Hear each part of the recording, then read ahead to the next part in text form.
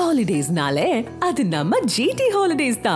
South India's #1 travel brand. Periyar Maniammai Institute of Science and Technology, Thanjavur. The world needs you. Powerco 5G. Best design. Best AI. Think Techno. Think Purvika.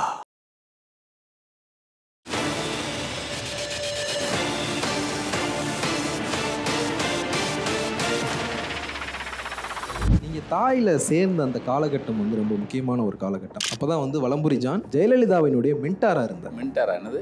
ஆலோசகராக இருந்தார். ஆலோசகர் இருக்கலாம். ஜெயலலிதாவுக்கு ஒரு மகள் இருக்கு. அந்த மக அவங்க அம்மாவுக்கு எழுதின லெட்டர், அதாவது ஜெயலலிதாவுக்கு எழுதின லெட்டரோட படம். உள்ளுக்குள்ளே திட்டுவோம்ல, நான் வந்து செல்வின்னு போடாத திட்டினேன்ல, இப்போ மகளே இருக்கு. தெரிஞ்சது தெரியாமலும் அது பகையாக மாறிடுச்சு. வச்சு அடித்தோம். ஒரு சிஎம் போய் சொல்கிறாரு, அது காலையில் தராசில் வர்ற பேனர் வந்து துப்பாக்கிச்சூடியில் ஒரு பலி, அவன் பேர் மனோகரன் படத்தோடு வந்து பத்திரிகை உலகமே அப்படி திரும்பிப்பார். தோட்டத்துலேருந்து எனக்கு அழைப்பு வருது, உங்களை வர சொன்னாங்க. போயிட்டு வாங்களேன் என்ன எங்கள் ஆள், அவர் போனால் அடிப்பாருன்னு சொன்னாங்க. 8 இட்லி அடித்தேன். இந்த செவரோரமாக படுத்துருக்கேன். ஒருத்தர் வந்து நல்லுக்குன்னு வயிற்றில் ஒரு மிதி மிதிச்சார். யார்? எங்கள் அப்பா. நீ வந்து வேலையை விட்டு வந்துட்டு அந்த பத்திரிக்கை நீ வந்தால் ஓடாதுன்னாங்க, அது என்ன வரிசையில் நின்று வாங்கிட்டு இருக்காங்கன்னாரு. நான் நின்றதுனால தராசு நின்றுன்னு எவனோ ஒரு பறதையை சொல்லியிருக்கான். வேணா பாருங்கள், அவன் இதே மாதிரி பெரிய பத்திரிக்கை ஆரம்பிச்சு பெரிய ஆள் வருவான், நீ போப்பா அப்படின்னுச்சு எங்கள் அம்மா. நான் பத்திரிக்கை ஆரம்பிக்க எண்ணம்லாம் இல்லை.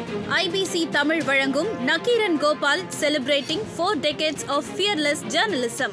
நெற்றிக்கண் திறப்பினும் குற்றம் குற்றமே. திருவிளையாடல் புராணத்தில் மதுரை மாநகரில் ஆண்டவனை கேள்வி கேட்ட வாசகம். அதே வாசகத்தோடு மதுரைக்கு தெற்கே இருந்து வந்து ஆள்பவர்களை கேள்வி கேட்டவர் நக்கீரன் கோபால். சென்னை தொடங்கி வீரப்பன் உலவிய சந்தனக்காடு வரை தமிழ்நாட்டின் மூலை முடுக்கெல்லாம் நக்கீரனும் நக்கீரனின் கேமராக்களும் பயணித்தன. வாச்சாத்தி, பொள்ளாச்சி என நக்கீரன் வெளிக்கொண்டு வந்த பெண்களுக்கு எதிரான வன்முறைகள் தமிழ்நாட்டின் கூட்டு மனசாட்சியை உலுக்கி எடுத்தவை. ஆட்சி, அதிகாரம், பணம் என பல தடைகளை மீறி சமூக அவலங்களை வெளிக்கொண்டு வந்ததற்கு நக்கீரன் கொடுத்த விலை நிறைய. அலுவலகம் மீதான தாக்குதல்கள், வரிசையாக வழக்குகள், பொடாவில் கைது என அணிவகுத்த சேலஞ்சுகளுக்கு மகுடம் வைத்தது 2018 நடந்த கைது. ஆளுநர் மாளிகை கொடுத்த புகாரில் கைதான முதல் பத்திரிகையாளர் நக்கீரன் கோபால் என்ற வரிகளை தனதாக்கிக் கொண்டது தமிழ்நாட்டின் வரலாறு. புலனாய்வு இதழிகளுக்கு புதிய அடையாளம் கொடுத்து 4 தசாப்தங்களுக்கு மேலாக தமிழ் புலனாய்வு இதழியலின் அடையாளமாக மாறியிருக்கும் நக்கீரன் கோபால் அவர்களை கொண்டாடுவதில் மெத்த பெருமிதம் கொள்கிறது IBC Tamil. Nakkeeran Gopal 4 decades of fearless journalism. நெற்றிக்கண் திறப்பினும் குற்றம் குற்றமே. எல்லாருக்கும் வணக்கம். பொன்னியின் செல்வன் மாதிரியான ஒரு மேக்னம் ஒபஸை 2 சாப்டரா செலுலாயிடில் சுருக்குனதை விட சவாலான டாஸ்க் ஒரு 43 வருஷ கதையை வந்து இந்த 1 நிமிஷம் ஏவியா மாற்றினது. எங்களுக்கு தெரியும் இது வந்து ஒரு அவுட்லைன் கூட கிடையாது. இதை தான் வந்து விரிவாக நம்ம இப்போ வர்ற அடுத்த ஒரு 4 மணி நேரம் வந்து பேச போகிறோம். 43 வருஷம் அப்படிங்கிறது வந்து வரலாறுல ரொம்ப ஒரு நீண்ட காலம். ஒரு 2-3 தலைமுறைகள் பிரைம் டைம்ல வந்து இருந்திருப்பாங்க இந்த 43 வருஷம் அப்படிங்கிறது வந்து. நக்கீரன் கோபால் அவருடைய பத்திரிகை பணியை ஆரம்பிச்சு அந்த 1982 ஆக்டிவ் பாலிடிக்ஸ்ல இல்லாதவங்க தான் வந்து நிறைய பேர் வந்து இன்னைக்கு அரசியலை வந்து ரூல் பண்ணிக்கிட்டு இருக்காங்க. The face of Tamil investigative journalism திரு நக்கீரன் கோபால் அவர்களை கொண்டாடுவதில் ஐபிசி தமிழ் வந்து ரொம்ப பெருமிதம் கொள்கிறது. இந்த நிகழ்வினுடைய நோக்கம் அப்படிங்கிறது விழுதுகள் வேற கொண்டாடுற ஒரு நிகழ்வாக தான் வந்து இது இருக்க போகுது. ஆனால் நக்கீரன் கோபால் அவர்களை வந்து மேடைக்கு அழைக்கிறோம் for celebrating 4 decades of fearless journalism. அண்ணா வாங்க. அண்ணா வணக்கம். இந்த 43 வருஷ பயணம் அப்படிங்கிறது வந்து தொடங்கின இடம் வந்து எனக்கு ரொம்ப பக்கத்தில் இருக்கிற ஒரு இடம். அருப்புக்கோட்டை ராஜகோபால் நக்கீரன் கோபாலா மாறின அந்த பயணம் இருக்கு இல்லையா, ஒரு நம்ம 2 பேரும் பக்கத்து ஊர் தான் அப்படிங்கிறதுனால எனக்கு நல்லா தெரியும். இப்படியான ஒரு வேலையில இந்த காலகட்டத்தில் இருக்கிறதே வந்து எனக்குலாம் ரொம்ப சவாலாக இருக்கு. இப்போ வரைக்கும் வந்து எதுக்கு இந்த வேலைக்கு போறேன், நாங்களாம் எதுவுமே பண்ணலை, ஆனால் நீங்கள் பண்ண சாகசங்கள் வந்து ரொம்ப அதிகம். எப்படி அருப்புக்கோட்டையிலேருந்து இந்த பயணம் ஆரம்பிச்சது? எத்தனை மணி நேரம் இது ப்ரோக்ராமு? ஒரு 4 மணி நேரம். அது போகும் குண்டை போகுமே நீங்கள் கேட்க ஆரம்பிச்சா. எல்லாருக்கும் வணக்கம். விழுதுகள் வேற கொண்டாடுற நிகழ்வு, வேற கொண்டாடுறது. ஆனால் எல்லா வேரும் அங்கே தான் இருக்குது. எல்லாம் சேர்ந்து தான் எல்லாரும் வேர்கள், எல்லாரும் விழுதுகள் தான். ஒன்றும் இல்லை தம்பி. அதாவது பொதுவாக ஒரு இடத்துக்கு வந்தோடனே சொல்லுவாங்கல்ல, நான் ஆரம்பத்துலேருந்து எல்லாத்தையும் சொல்கிறது தான். ஒரு இடத்துக்கு வந்தோடனே நம்ம ஒன்றும் பெரிய இடத்துக்கு வரல, ஊரில் இருக்கும்போதே இந்த அநீதியை கண்டு பொங்குனேன் அப்படின்னு சொல்லுவாங்க. தெருவில் ஒரு பிரச்சனை நடந்தாலும் நான் தான் போய் முன்னாடி நிற்பேன் அப்படின்னு சொல்லுவாங்கல்ல. அப்படிலாம் நான் போய் சொல்ல விரும்பலை. பொழப்புக்கு வந்த இடத்துல நிற்கிறேன். நான் வந்து என்னை பேங்க்கில் வேலை வாங்கி தரேன்னு ஒருத்தர் கொண்டு வந்து ஒரு ரோட்டில் விட்டார். அப்புறம் ஒரு கம்பெனி, அப்புறம் ரப்பர் கம்பெனி. அப்புறம் இயல்பாக நான் ஒரு ஆர்டிஸ்ட், ஓவியம், நான் ஒரு ஓவியர் தான். அதில் தாயின்னு ஒரு பத்திரிகையில் முதல் போய் வேலைக்கு போகிறேன். அந்த மகராசன் நம்ம வேலைக்கு கொடுத்தாரு. முதலாளி யாருன்னா எம்ஜிஆர், ஆசிரியர் வந்து வலம்புரியான். அந்த நேரம் நான் போன நேரம் ஒரு 13 பேர் வேலையை விட்டு போயிட்டாங்க காலையில். அப்போ எந்த கழுதை வந்தாலும் வேலைக்கு சேர்க்க வேண்டிய நிர்பந்தத்தில் தாய் பத்திரிக்கை இருந்துச்சு. நான் போனேன். ஓ, நீர் ஓவியரானாரு. நான் வரைவேன்னேன். அதான் ஐயா ஓவியர் அப்படின்னாரு. சூரியகாந்தன் இவருக்கு இருக்கையை கொடுங்கன்ட்டார். எனக்கு அதுவே விளங்கலை, என்ன சொல்கிறாங்க இருக்கைன்னாங்க. என்னை கொண்டு ஒரு சேரில் உட்கார வச்சாங்க. அங்கே லேஅவுட் ஆர்டிஸ்ட்னு எனக்கு ஒரு பதவி. அங்கேருந்து பத்திரிக்கை ஆரம்பம், தாயிலேருந்து. அங்கேருந்து திரைச்சுவன்னு ஒரு பத்திரிக்கை, அப்புறம் அதுலேருந்து தராசுலேருந்து நக்கீர். நீங்கள் தாயில் சேர்ந்த அந்த காலகட்டம் வந்து ரொம்ப முக்கியமான ஒரு காலகட்டம். அப்போ தான் வந்து வலம்புரி ஜான் ஜெயலலிதாவினுடைய மென்டாராக இருந்தார். அவங்க ராஜ்யசபாவில் பேசுகிற அந்த விஷயங்கள்லாம் வந்து இவர் தான் அவங்களை மென்டார் பண்ணிக்கிட்டு இருந்தார். அதில் எங்கேயாவது நீங்கள் கிராஸ் ஆனீங்களா? நல்ல கிராஸ் ஆனோம். வாழ்க்கையிலே திட்டு வாங்கினது ஜெயலலிதா தான். சென்னைக்கு வந்து நெஞ்சிலே ஒரு கனல்னு அந்த அம்மா வந்து ஒரு பத்திரிக்கையில் எழுதுகிறாங்க, வெளியே குமுதத்தில் எழுதுகிறாங்க. அப்போ அந்த தொடரை நிறுத்தி தாய்க்கு எழுத வச்சாங்க. அந்த தொடருடைய லேஅவுட் ஆர்டிஸ்ட் நான். ஏன் நம்ம ஒன்றும் பெரிய லேஅவுட் ஆர்டிஸ்ட், பெரிய வேலைக்காரங்கிறதுனால நம்மகிட்ட கொடுக்கல. ராப்பாடு, அதாவது எப்படின்னா அந்த அம்மா நைட் 12 மணிக்கு தான் அது கொடுத்து விடும் தொடரை. 12 மணிக்கு மேலே 10 மணி 12 மணிக்குள்ளே வரும்னு வச்சுங்களேன். அதுக்கப்புறம் அது அப்போ வந்து லெட்டில் அந்த டைப் செட் பண்ணுவாங்கல்ல, முன்னாடி பிரிண்டிங்லாம் அப்படித்தானே. சகாயம்னு ஒரு அண்ணன் இருப்பார். அவர் வந்து எல்லாத்தையும் கோர்த்து பிரிண்ட் அவுட் எடுத்து என்கிட்ட கொடுப்பாங்க. நான் நைட்டே லேஅவுட் பண்ணி நான் காலையில் ஃபிலிமுக்கு அனுப்பணும். அதனால் இரவு அங்கேயே தங்கி பண்ணுறதுக்கு ஒரு ஆர்டிஸ்ட் வேணும் நான். ஏன்னா இரவு தங்கினா எனக்கு 5 ரூபா தருவாங்க. அப்படி தான் எனக்கு. ஆனால் பெத்த பேர் என்னென்னா ஜெயலலிதா தொடரை லேஅவுட் பண்ணுற ஆர்டிஸ்ட்டுன்னு பேர் வந்துச்சு. எனக்கு வலம்புரி ஜான் நீங்கள் சொன்ன மாதிரி என்ன மென்டாரா, என்னது அப்படின்னா என்ன, ஆலோசகர் இருக்கலாம். இந்த லேஅவுட்டு பண்ணுற அந்த வேலை எனக்கு அந்த தொடருக்கு மாத்திரம் ஸ்பெஷலிஸ்ட் ஆனோம். ஒரு காலம் ஆச்சு, அப்படியே போயிட்டே இருந்தது. அதுக்கான போஸ்டர்லாம் நான் பண்ணேன். ஒரு போஸ்டர் பண்ணுறதுக்கு 150 ரூபாலாம் கொடுத்தாரு. ஏன்னா அந்த அம்மா சந்தோஷப்படுச்சுன்னு அந்த சந்தோஷம் எனக்கு ரூபாயை கொடுத்தாரு. போச்சு. ஒரு நாள் திடீர்னு கூப்பிட்டு விட்டார் அவர் அறைக்கு. ஆர்டிஸ்ட்னு வேமா பொன் ஜெயந்தன் ஒருத்தர் ஆர்டிஸ்ட் ஆசிரியர் கூப்பிட்றாரு, வேமா வாங்கினார். வேமா போனேன். அவர் ஃபோனு அப்போ வந்து இந்த மொரட்டு ஃபோன் இருக்கும் தெரியுமா, கருப்பு கலரில், வெயிட்டே 10 கிலோ இருக்கும். அந்த ஃபோன் உமக்கு தான் தொலைபேசி அப்படின்னு கொடுத்தாரு. எனக்கு உண்மையிலேயே அந்த ஆஃபீஸுக்கு எனக்கு ஃபோனே வந்ததில்லை. ஃபோனை வாங்கிட்டு நானும் கெத்தா ஃபோனை வாங்கிட்டு அப்படி பிடிக்கிறேன். ஒரு அம்மா 3 தலைமுறையும் சேர்த்து திட்டுது, குண்டகமண்டா இங்கிலீஷில். சார் என்ன சார் ஒரு பொம்பளை திட்டுறான்னு. நான் நம்மளால் என்ன பண்ணிட்டார், ஆள் எப்படி இருப்பாரா, திட்டுறாங்கிறது வந்ததுனால வேகமாக தாவி வந்து அந்த ஃபோனை அமுக்குறாரு. இது நான் பேசினேன்ல, அமுக்கிட்டு வாங்கிட்டு yes ma'am will do ma'am, yes ma'am will do, forgive ma'am will do ma'am, yes ma'am வச்சுட்டேன். நான் எனக்கு மனசே ஆறல தம்பி. வாழ்க்கையில் இந்த வேலைக்கு சென்னைக்கு வந்தோடனே சென்னையில் அன்பு வார்த்தை ஒன்று சொல்லும்போதே கோபம் வரும் தெரியுமா. என்னை அவன் சொல்லிட்டான்டா அப்படின்னு. அதுக்கே கோபப்படுறோம். இந்த அம்மா யாருன்னு எனக்கு தெரியாது. யார் சார் அந்த பொம்பளை என்னை எப்படி திட்டுறா அப்படிங்கிற. நோ அப்படி சொல்லாதீர், ஒருமையில் பேச வேண்டாம் அப்படிங்கிறார் இவர். சார் என்ன சார் இப்படி குண்டக திட்டுறாங்க சார், அசிங்கமாக திட்டுறாங்க அப்படின்னு. இந்த இதை எடுத்து வரோம்னார். நான் போய் கரண்ட் இஷ்யூ எடுத்து வர சொல்கிறார். நான் போய் காமிச்சேன். மாபெரும் தவறு பண்ணியிருக்கிறாரையா அப்படின்னாரு. நான் என்ன தப்பு பண்ணேன் அப்படின்ட்டு புரட்டுறேன். அந்த அம்மா எழுதிய தொடரிடும் அப்படின்னாரு. எடுத்தேன். இல்லைதாயா அந்த தவறு இருக்குன்னாரு. நான் பார்த்தேன், இந்த தவறு எனக்கு தெரில, என்ன தவறு அப்படின்னு.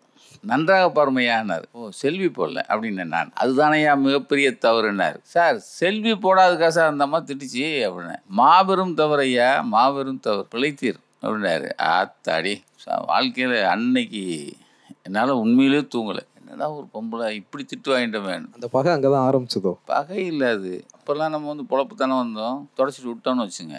எங்கே இது நமக்கு மறுபடியும் வந்ததுன்னா 1990 89 லாஸ்ட். ஒரு லெட்ரு, ஒரு படம், ஜெயலலிதா எழுதின லெட்டர்னு வருது. ஜெயலலிதா கீழே கையெழுத்து. அப்புறம் ஜெயலலிதாவுக்கு ஒரு பொண்ணு எழுதின கடிதம், 2 படத்தோடு வருது. நான் பார்த்தேன். என்னன்னா ஜெயலலிதாவுக்கு ஒரு மகள் இருக்குது.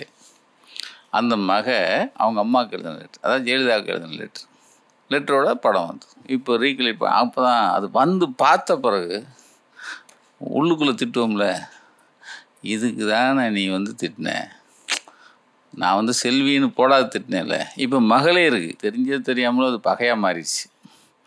வச்சு அடித்தோம். அட்டைப்படத்தில் எல்லோ கலர் அட்டை, மறக்கவே மாட்டேன். எல்லோ கலர் அட்டை, பின்னாடி பேக்ரவுண்டில் அந்த பொண்ணு எழுதின அந்த லெட்டருடைய பேக் ட்ராப் இருக்கும், ஃப்ரண்ட்டில் அந்த பொண்ணு உட்காந்துருக்கும், இங்கே பிளாக் அண்ட் ஒயிட்டில் ஜெயலலிதா படம் இருக்கும். அது பரபரப்பாச்சு. இப்போ கொஞ்ச நாளைக்கு முன்னாடி என் துணைவியார் தான் சொன்னாங்க, எனக்கு கல்யாணம் ஆயிடுச்சு 90. இப்போ ஜனவரியில் எங்களுக்கு கல்யாணம் 31. பிப்ரவரியில் இந்த குலதெய்வம் கோயிலுக்கு போவோம் தெரியுமா, நான் உடனே குலதெய்வம் கோயிலுக்கு போகணும், என் துணைவியார் அழைச்சி போயிடும். அவங்க இது சொன்னது எனக்கு தெரியாது. குலதெய்வம் கோயிலுக்கு போகிறேன், போயிட்டு 4 நாள் சொந்தக்காரங்க வீட்டுக்கெலாம் போயிட்டு வந்தோம். அது இன்றைக்கி சொல்கிறாங்க, நான் கூட அன்றைக்கி குலதெய்வம் கோயிலுக்கு கல்யாணம் முடிச்சோன்னு கூப்பிட்டு போனீங்கன்னு தான் நான் நினச்சேன். ஆனால் அப்புறம் தான் தெரிஞ்சுது, நீங்கள் ஜெயலலிதா மகப்படத்தை போட்டதுக்கு உங்களை தேடி அரெஸ்ட் பண்ண வருவாங்கன்னு என்னைய கூப்பிட்டுட்டு இங்கிட்டு ஊருக்கு வந்துருக்கீங்க. இது இப்போ சொல்கிறாங்க, எனக்கு ஞாபகம் இல்லை. படம் போட்டதுக்கு நாங்கள் தலைமறை, அதான் விஷயம். அட்டைப்படம் போட்டாச்சு, நான் தலைமறை. 90 ஆட்சி, அதாவது எலெக்ஷன் வரப்போகுது. 90 எலெக்ஷன் இல்லையே, அப்பயே இந்த அம்மா ஏதாவது கம்ப்ளைண்ட் கொடுத்து பண்ணிடுவேன்னு சொல்லிட்டு, ஏன்னா செல்வியில் ஒன்று இப்போ என் துணைவியார் சொன்ன பிறகு எனக்கு ரீகலேட் ஆச்சு. நீங்கள் வேலை பார்த்த முதல் பத்திரிகை வந்து தாய், ஓனர் வந்து எம்ஜிஆர் அப்படின்றது வந்து சொன்னீங்க. ஜெயலலிதா வந்து அதில் தொடர் எழுதினாங்க. அதுக்கு பிறகு நீங்கள் வேலை பார்த்த முக்கியமான பத்திரிகைகளில் ஒன்று தராசு. தராசுக்கு எப்படி போனாங்கிறீங்க? தாயோடைய அட்டைப்படம் அடிக்கிற பொறுப்பு வந்து தராசுடைய ஒரு ஓனர், இப்போ எடிட்டராக இருந்தார்ல ஓனர், ஷியாம் சாரும் பாலகணேசன், ராபின் 3 பேர். அவங்க 3 பேரும் தாய்க்கு அட்டைப்படம் சிவகாசியில் போய் அடிச்சுட்டு வந்தாங்க. அவங்களுக்கு டேக்குன்னு ஒரு கம்பெனிக்காரன் 1,00,000 காப்பி ஒரு இது ஏதோ ஆர்டர் எடுத்திருக்காங்க. அந்த 1,00,000 காப்பியினுடைய அந்த புக்கை வந்து லே அவுட் பண்ணுறதுக்கு தாயில் வேலை பார்க்குற நாங்கள் ஒரு 4 பேர் லே அவுட் அடிச்சிருந்தோம். அதில் ஒருத்தரை மோகன்தாஸ்னு ஒரு அண்ணன் இருந்தாங்க. அவர் ரொம்ப பெரிய நல்ல என்னை விடலாம் பெரிய வேலைக்காரன். அவரை ஃபிக்ஸ் பண்ணிட்டாங்க. அவங்க வர நேரம் இவர் போயிட்டார். இவர் ரொம்ப பர்ஃபெக்ட் பார்ப்பார். 6 மணி வரைக்கும் வரலன்னொன்னே அவர் போயிட்டார். நான் 7 மணி, நான் தான் ராப்பாடாக இருக்கேனே, 7 மணிக்கு வந்தாங்க. ஆர்டிஸ்ட் கொஞ்சம் அவசரம்னார். இல்லையா, அவர் ஒத்துக்கிட்டு நான் பண்ண முடியாதுன்னு சொல்கிறேன். வளம்புஜான இப்போ இருந்தாங்க. ஆர்டிஸ்ட் நீங்கள் கூட போயிட்டு வாங்கலாம், அந்த லே அவுட் பண்ணிட்டு வாங்களேன்னார். நான் போய் லே அவுட் பண்ணிட்டு வந்தேன். லே அவுட் பண்ணோன்னே அப்போ எனக்கு ஒரு நைட்டு 100 ரூபா தந்தாங்க அந்த ஒரு லே அவுட். இப்போ அவங்க தொடர்பு அப்படி தான் எனக்கு கிடைச்சது. கிடைச்ச பிறகு வளம்புஜான் அப்போ வந்து தாயிலேருந்து ஒரு சினிமா பத்திரிக்கை திட்டம் பண்ணுறாங்க, மருதாணின்னு ஒரு படம். அதை கொஞ்சம் ஒர்க் அவுட் பண்ணாங்க, ஏஜென்ட்டுக்கெலாம் லெட்டர் எழுது அந்த மாதிரி. இதை தெரிஞ்சுக்கிட்டு இந்த 3 பேர், இது ஷியாமு, பாலகணேசன், ராபின் 3 பேர் என்ன பண்ணுறாங்க, இந்த ஃபார்மேட்லேயே, ஏன்னா இவங்க எல்லோரும் சேர்ந்து பேசி எல்லாம் ஃப்ரெண்ட்லியாக பேசின அந்த கருவை எடுத்துக்கிட்டு திரைச்சுவன்னு ஒரு பத்திரிக்கை ஆரம்பிக்கிறாங்க. ரைட்டா? இப்போ திரைச்சுவை ஆரம்பிக்கும் போது ஒரு லே அவுட் ஆர்டிஸ்ட் வேணும் இல்லை. நான் முன்னாடி அறிமுகம், இப்போ வளம்புஜான் தான் என்னை அனுப்புனார். அந்த அறிமுகத்தில் என்னை அவங்க கூட்டு போயிட்டாங்க. கூட்டு போனோன்னா இங்கே வளம்புஜான் எனக்கு நிறைய வருத்தலாம் பட்டார். அப்புறம் நான் சொன்னேன், எனக்கு அங்கே காசு நிறைய கிடைக்குது, நாங்கள் போகிறேன்னு போயிட்டேன். அப்படி திரைச்சுவை பண்ணிகிட்டு இருக்கும்போது தான் அப்போ ஜூனியருடன் வருது. ஜூனியருடன் வந்து கேன்னு போயிட்டுருக்கு. ஏன் ஒரு பொலிட்டிக்கல் மாதிரி இது மாதிரி ஒன்று ஆரம்பித்தா என்ன அப்படின்னு சொல்லி அவங்க தராசு ஆரம்பித்தாங்க. அப்போ நான் தான் கம்பெனி ஆர்டிஸ்ட் தானே, திரைச்சுவை பண்ணும்போது தராசு என்ற வரல முதல்ல ஜூனியருடன் பண்ணுற ஆர்டிஸ்ட்டை கொண்டு போகிறாங்க. அவங்க பண்ண மாட்டேன்ட்டாங்களோ இல்லை ஏதோ பிரச்சனையாச்சு, மறுபடியும் என்கிட்டயே பால் வந்துச்சு. அப்போ இருந்து தராசு லே அவுட் ஆர்டிஸ்ட் ஆனேன். தராசுக்குள்ளே போனேன். அதுக்கப்புறம் தராசு 3 வருஷம் இருந்தாங்க. இந்த பயணம் எப்படி வந்து நக்கீரன் ஒரு வாரப்பத்திரிக்கை மாறி இந்த இடத்துக்கு வந்து சேர்ந்துச்சு?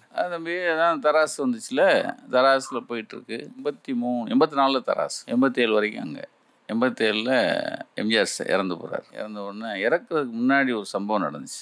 மீனவர் துப்பாக்கி சூடு ஒன்று நடந்து கேள்விப்பட்டிருப்பீங்க. அப்போ எம்ஜிஆர் பீரியடில் 86. அப்போ நான் ஸ்பெஷல் நியூஸ் கரஸ்பாண்டன்ட். என் கூட எங்கள் சப்எடிட்டர் ஒருத்தர் துரன் வெள்ளத்துறைன்னு இருந்தார். அவர் மணின்னு ஒரு ஃபோட்டோகிராஃபர். நாங்கள் 3 பேர் ஸ்பாட்டில் இருக்கோம். தேவாரப்ப கமிஷனர் மீனவர் ஆர்ப்பாட்டம்.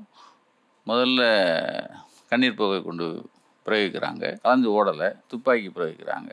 துப்பாக்கி பிரயோகிச்சு ஒருத்தர் செத்து போகிறாரு. செத்து போனோடனே செத்தவன் யாருன்னு நாங்கள் அங்கே ஸ்பாட்டில் இருந்ததுனால மனோகரன் பேர், அவங்க வீட்டுக்கெல்லாம் போகிறோம். போயிட்டு நாங்கள் ஆஃபீஸ் போகிறோம். ஆஃபீஸ் போகிறதுக்குள்ளே மாலையில் வர மக்கள் குரல் பேப்பரில் எம்ஜிஆருடைய அறிக்கை வருது. மீனவர் துப்பாக்கி சூடுலாம் நடக்கல, மீனவருடைய போராட்டத்தில் கண்ணீர் புகை கொண்டு தான் பிரயோகித்தோம், துப்பாக்கி பிரயோகிக்கல, துப்பாக்கி எந்த உயிர் சேதமும் இல்லைன்னு அவர் அறிக்கை கொடுத்துறாரு. ஆனால் கண்ணு முன்னாடி நான் பார்த்துருக்கேன். நாங்கள் பார்க்குறோமே, அவன் வீட்டுக்கெல்லாம் போகிறோம். நான் வந்து எங்கள் ஷியாம் சார்கிட்ட சொல்கிறோம், சார் இந்த மாதிரி ஒருத்தன் இறந்துட்டான், அவன் பேர் மனோகரன், அவன் ஒய்ஃபு எல்லாரையும் பார்த்தோம். சிஎம் வந்து பொய் சொல்கிறாரு, சிஎம் பொய்யான அறிக்கை கொடுத்துருக்காரு, இதை நம்ம உடனே பண்ணணுன்னொடனே அவர் கொஞ்சம் யோசிச்சாங்க. அப்போ நீங்களே பண்ணிடுங்க கோபால் அப்படின்னு எங்களுக்கு ஒரு சுதந்திரம் கொடுத்தாரு. நாம் என்ன பண்ணோம், நைட்டு ஜிஹெச்சில் அந்த பாடி வச்சுருந்தாங்க. இப்போ மணியை கூப்பிட்டேன், இப்போ ஒரு 6 குவார்ட்டர் பாட்டில் வாங்கிக்கோ, 6 50 ரூபா தலை எடுத்துக்கோ. அப்படியே உள்ளே போனோம். வரிசையாக குவார்ட்டர் பாட்டில். கடைசியாக அவன் மனோகரன் பாடிக்கிட்ட கொண்டு போய் விட்டாங்க. பாடி படம் எடுத்தோம். அவனுடைய உயிருள்ள படம் முதல்ல வாங்கிட்டோம். சாயந்தரம் வந்து அடுத்த நாள் காலையில் தராசில் சிட்டி மதுரம் எங்கள் கூட இருக்கிற நாங்கள் தான் சப் எடிட்டர்ஸ் எல்லாம் இருக்குமே எழுதி பிரிண்ட் பண்ணி லேஅவுட் பண்ணி உடனே காலையில் விழுந்துருச்சு. காலையில் அது ஒரு போதை. அதாவது எப்படின்னா ஒரு சிஎம் போய் சொல்கிறாரு, அது காலையில் தராசில் வர்ற பேனர் வந்து துப்பாக்கிச்சூடியில் ஒரு பலி, மீனவர் துப்பாக்கிச்சூடியில், அவன் பேர் மனோகரன். படத்தோடு வந்தேன். அப்படி அதுதான் அப்படி திரும்பி பார்க்குது. அப்படியே இது பத்திரிக்கை உலகமே அப்படி திரும்பி பார்க்குது. எல்லாருக்கும் ஒரே சந்தோஷம். என்ன கொடுமைன்னா அடுத்த நாளே தோட்டத்துலேருந்து எனக்கு அழைப்பு வருது, உங்களை வர சொன்னாங்க. போயிட்டு வாங்களேன். எங்கள் ஆள், நம்ம ஆள். அவர் போனால் அடிப்பாருன்னு சொன்னாங்க. அன்பா அடிச்சுட்டு கையில் காசு தருவாராமே எம்ஜிஆர். இந்த சொல்ல நம்ம கிடையாது அப்படின்னு போல். அப்புறம் அவங்க ரொம்ப வருத்தப்பட்டாங்க. ஒரு தர்க்கம் வந்துருச்சுல 2 பேருக்குள்ளே, ஒரு இது வந்துருச்சு. அப்புறம் போயிட்டே இருந்தோம். அடிக்கிறதுக்கு அப்பயே ஆள்லாம் வருவாங்க. இப்போ ஒரு செய்தி போட்டோம்னா அப்பயே அரசியல்வாதி அடிக்கலாம் ஆள் அனுப்பாங்க. நான் என்ன பண்ணுறேன், அதை முறியடிக்கிறதுக்கு நான் நம்ம ஊர்லேருந்து கமுதி, சாயலுடி, ராமநாதபுரம் வரைக்கும் ஒரு 10 பேரை பொறி கொண்டு வந்து அங்கே வேலைக்கு போட்டிருந்தேன். அது ஏன் பொறுப்பு? அது இந்த இது போய்கிட்டே இருக்குது. ஒரு கட்டத்தில் நான் ஊருக்கு போயிட்டு வரதுக்குள்ளே எம்ஜிஆர் சாவுக்கு நாம தான் ஸ்பாட்லேருந்து கவர் பண்ணோம். அடுத்த 14ஆம் தேதி பொங்கலுக்கு நான் ஊருக்கு போகிறேன். போயிட்டு வர்றதுக்குள்ளே அலுவலகத்தை காலி பண்ணிட்டாங்க. காலி பண்ணி வேற போயிட்டாங்க. நான் வர்றேன். ஆஃபீஸ் அன்றைக்கே காலி ஆயிடுச்சுனே, நீங்கள் போனோடனே எங்கே இருக்குன்னு சேர்க்காலனி. அப்படியா? எனக்கு வருத்தம். நம்ம ஒரு பொறுப்பில் இருக்கோம், ஆஃபீஸ் காலி பண்ணுறது கூட நம்ம சொல்லாமல் விட்டாங்களே அப்படின்ட்டு அடுத்த நாள் நான் போகல. அவர்களுக்கு ஒரு தர்க்கம் வந்துச்சு, நான் போகலன்னு சொல்லிவிட்டு வரேன். அடுத்த நாள் ஒரு 10 பேர் வேலையை விட்டு நின்றுட்டு வராங்க. வேலையை விட்டு வந்துட்டாங்க. வேலையை விட்டு வர்றதுக்கு முன்னாடி நான் என்ன பண்ணேன், எப்போயுமே ஒரு வேலையிலேருந்து வந்தவொன்னு ஒரு அசதியாக இருக்கும்ல, ஊருக்கு போகிறேன். ஊரில் போனோன்னு தான் எங்கள் அப்பா அவர் கவர்மெண்ட் வேலையில் பார்க்கணுன்னு ரொம்ப ஆசைப்படுவார். எப்போயுமே அது இந்த அந்த அந்த லாட்ஜில் அந்த இன்ஜினியர் இருக்கான், போய் பாரு, ஒரு வேலை தருவான் அப்படின்பாரு. அவன் போனால் 4 பேண்ட் சட்டையை தருவார். அவர் இன்ஜினியர், அவர் போட்ட பேண்ட் சட்டை 4 தருவார். அது நல்லாவும் இருக்கும். அதை நமக்கு எது மாதிரி சர்ச்சி போட்டுக்குவேன். போனியா, வேலை தந்தார், ஆனால் பேண்ட்டு தான் தந்தார். சரி இன்னொருத்தர் வருவான் பார்ப்போம் அப்படிம்பாரு. ஆனால் இந்த தராசு இதை ஒத்துக்கிட்டார். ஏன்னா கை நிறைய சம்பளம் வந்துச்சு. நான் கான்ட்ராக்ட் எடுத்துக்கிட்டேன். ஃபார்வேர்டிங் பண்ணுற வரைக்கும், அதாவது புக்கு தயாரித்து வெளியூர் அனுப்புகிற வரைக்கும் கான்ட்ராக்ட் நமக்கு. அதனால் கை நிறைய சம்பளம் வந்துச்சு. உடனே அவர் ஒத்துக்கிட்டார். இது வேலையை விட்டு நான் ஊருக்கு போகிறேன். படியில் இறங்குறாரு அவர், நான் ஏறுறேன். என்னாரு, வேலையை விட்டேன். சிப்பா அப்படின்னாரு.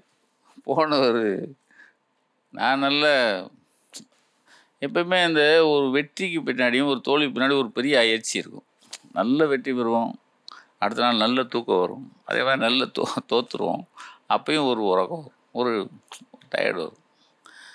எங்கள் அம்மா பார்த்தோன்னே இருப்பா, இட்லி வச்சு தரேன், சாப்பிட்டு தூங்கிறாத நினச்சி நல்ல முரட்டு இட்லி. அப்போ ஊர்களில் இந்த எத்தனை தண்டி இட்லி இருக்குல்ல, 8 இட்லி அடித்தேன். அடிச்சுட்டு இப்படி செவரோரமாக படுத்துருக்கேன். ஒருத்தர் நல்லுக்குன்னு வயிற்றில் ஒரு மிதி மிதிச்சார்.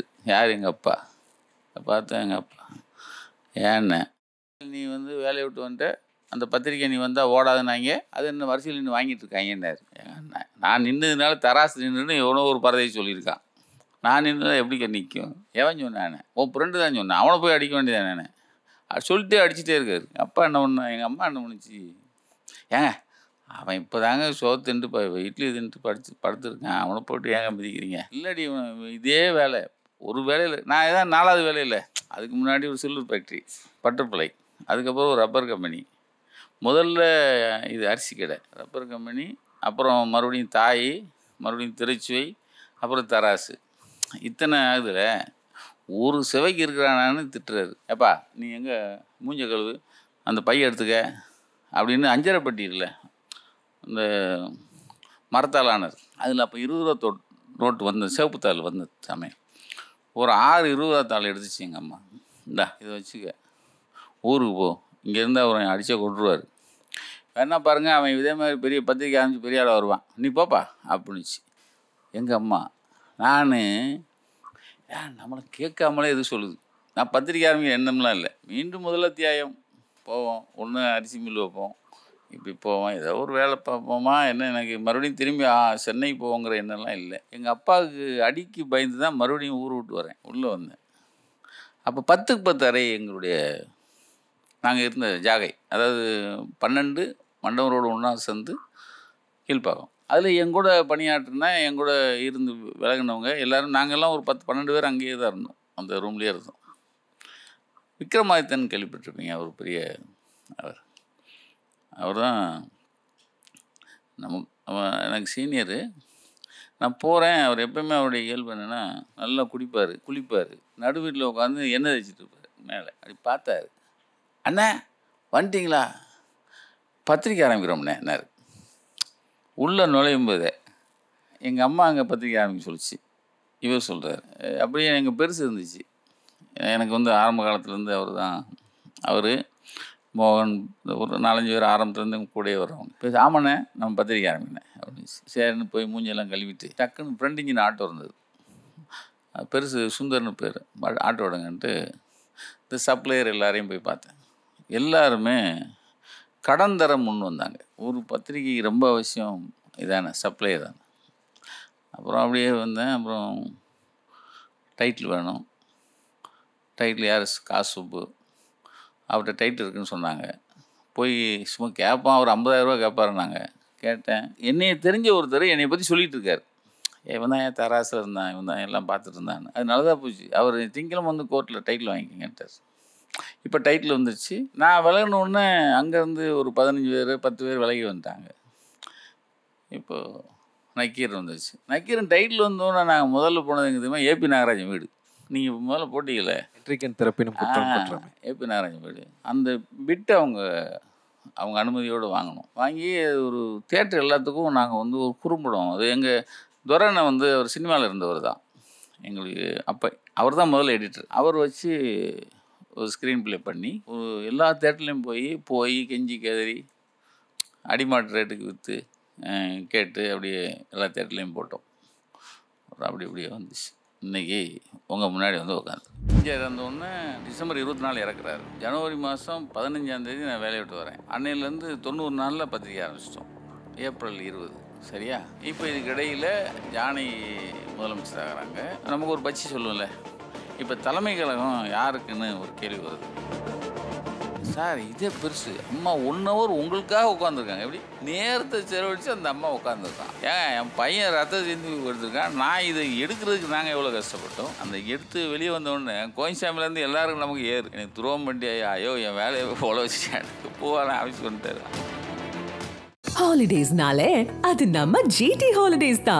South India's #1 travel brand. Periyar Maniammai Institute of Science and Technology, Thanjavur. The world needs you. Powerco 5G. Best design. Best AI. Think Techno. Think Purvika.